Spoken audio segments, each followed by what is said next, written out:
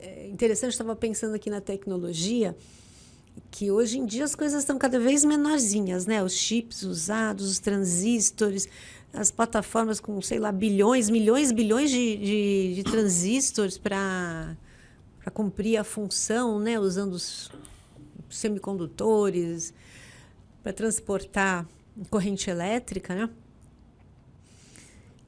E como está assim essa tecnologia cada vez menor, porque se gasta menos energia, né? E é mais rápido, então? Mais rápida? Eu acho que pode acabar esbarrando aí, talvez, não sei, em fenômenos quânticos que alterem, ou que sejam relevantes naquela tecnologia, né? Eu estou falando isso pelo computador quântico que tem aí. Exatamente. Na verdade, Neida, isso já acontece. Se estima, eu já ouvi, não lembro onde que eu li isso, que 70% da economia mundial depende de mecânica quântica. O transistor não existiria se não fosse mecânica quântica. Sim.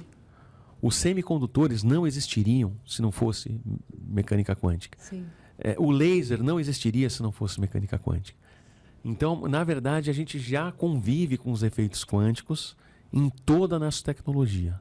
Toda a nossa computação, celular, todas as telecomunicações já dependem. Então, isso que você está falando já aconteceu. Já acontece e há bastante tempo até. Por exemplo, os semicondutores, eu até brinco com os meus alunos, é uma brincadeira, tá? Espero que não corte. Que eu falo, para você pegar um semicondutor, pegue um condutor e parte ele no meio, né? Um semicondutor, mas é brincadeira, não vão editar a minha fala e falar que eu falei que é só partir o fio no meio. Mas assim, eu acho até ruim o nome, semicondutor. Eu acho um nome muito ruim. Eu acho que os físicos deveriam tomar muito mais cuidado na hora de construir termos. Porque cada termo da física dá um monte de ambiguidade. Sim. Tem que explicar, né? Exatamente. Porque eu lembro que quando eu ouvia semicondutor, eu achava que era um condutor mais ou menos. E não é essa a ideia, né? O semicondutor, o que acontece é o seguinte. Nos condutores, você tem um material...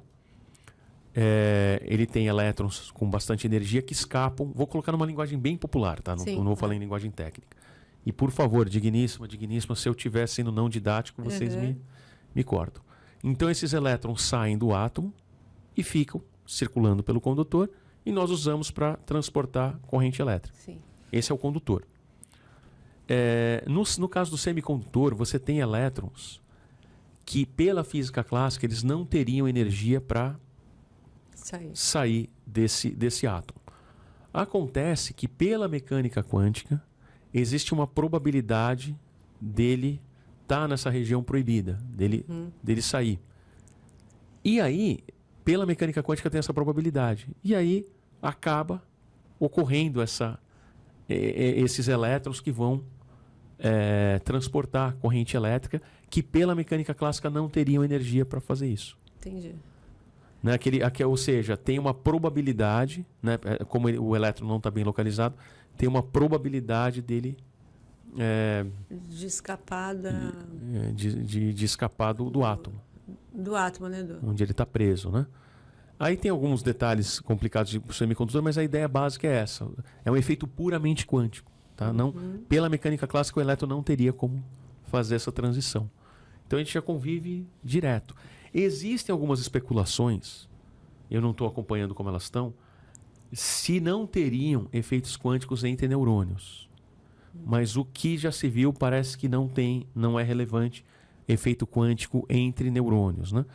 E aí, só que assim, é claro, uma pesquisa dessas, às vezes, ela é distorcida na hora de ser divulgada, né? O pessoal fala, a consciência quântica e tal.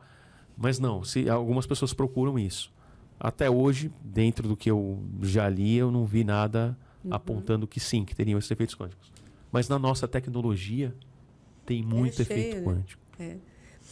Eu lembrei agora de um computador chinês, estão chamando de computador quântico, né? Me parece que tem alguma coisa diferencial aí, talvez de velocidade, não sei. Tem, é que assim, Tunelamento exatamente, a velocidade, porque assim, o computador que a gente tem no dia a dia, ele é baseado no seguinte princípio: você tem circuitos onde você passa elétrons por ele.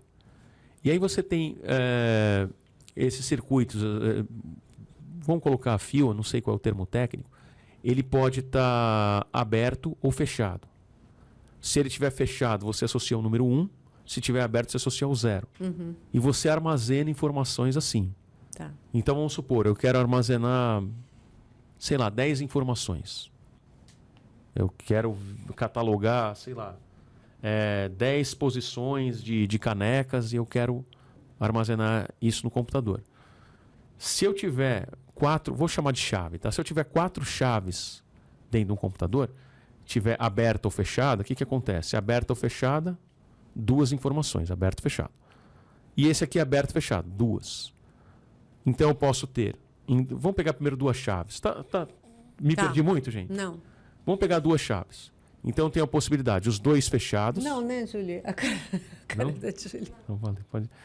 Então eu tenho 2 fechados, o primeiro aberto, o segundo fechado, o segundo aberto, o primeiro fechado, né? E os 2 abertos. Já deu 4 combinações. Exatamente. São 4 possibilidades aqui. Se eu tiver 3, vai para 8 possibilidades. Se eu tiver 4, vai para 16. É assim que os nossos computadores. É exponencial, né? Exponencial. Que seria, porque seria 2 elevado a n. Tá. Então acho que é bit o nome, eu sempre confundo bit com byte, os nomes. Mas enfim, você tem essas unidades de informação, cada bit ou byte, eu sempre confundo. Um bit é um conjunto de bytes, ou vice-versa, enfim. Cada chave que você vai colocar ali, cada fio aberto ou fechado, você tem 2, aí você vai aumentando as informações. Na computação quântica, o que eles tentam fazer? Existe uma coisa que a gente chama de estado quântico, ou função de onda, enfim, que é o seguinte: você tem probabilidades de você encontrar as partículas, né? E por onde que a gente calcula essas probabilidades? Pelo estado quântico. E você pode, esse estado quântico, tanto das probabilidades das posições como das velocidades. Tá. E aí você pode fazer o que a gente chama de sobreposição de estados. Fazer com que 2 estados se combinem. Então, se no estado 1 tinha 10% da partícula estar à direita e no estado 2 de 10% está à esquerda, você pode construir um estado, misturar esses estados e 10% de ele está no meio. Então você vai combinando esses estados, as possibilidades. E aí já não fica mais no sim e não, no 0 ou 1. Entendi. Porque você pode, sei lá, colocar um número vezes o primeiro estado, mais um outro número vezes o segundo estado e somar. E as possibilidades de soma são ilimitadas. Então o computador quântico ele combina essas informações de outra forma. Você vai além do 0 ou 1. E aí isso otimiza, melhora o tempo de determinados cálculos. Então cálculos que demorariam anos passa a demorar minutos, coisas do tipo. Fantástico. E o pessoal está indo atrás disso, pesado. E tem gente no Brasil que estuda isso. Ah, é? Tem. Onde? Lá na USP, Unicamp, sabe? Olha, tem um... eu não estou acompanhando. A última vez que eu vi tinha uma pessoa na UFABC querendo explorar efeito de spin de núcleo atômico para usar em computação quântica. Isso aí faz uns 2 anos, mais ou menos. Não lembro o nome do pesquisador. Mas o pessoal da Unicamp, USP, deve ter um monte de gente. Eu não estou muito Sim, não é a tua... inteirado com isso. Mas isso é importantíssimo, né? Muita gente aponta que a próxima revolução tecnológica vai ser do computador quântico. Não sei se já tem na China alguma coisa. Tem computadores, mas eles não tem escala industrial. Existem já alguns computadores no mundo. Por enquanto. Por enquanto. E a hora que tiver vai ser muito bom. E quem detiver a tecnologia disso... Exatamente. Se o Brasil não investe nessa tecnologia, ele vai ter que comprar de quem investiu. Quem detém, eu acho que os asiáticos detêm a tecnologia dos semicondutores, né? De fabricação e tudo mais. Tudo guardado às 7 chaves. E agora essa da computador quântico, quer dizer, claro, as coisas evoluem, né? Então você tem essa tecnologia, você vai deter a outra, você investe, voltamos ao que a gente estava falando, investimento pesado em ciência.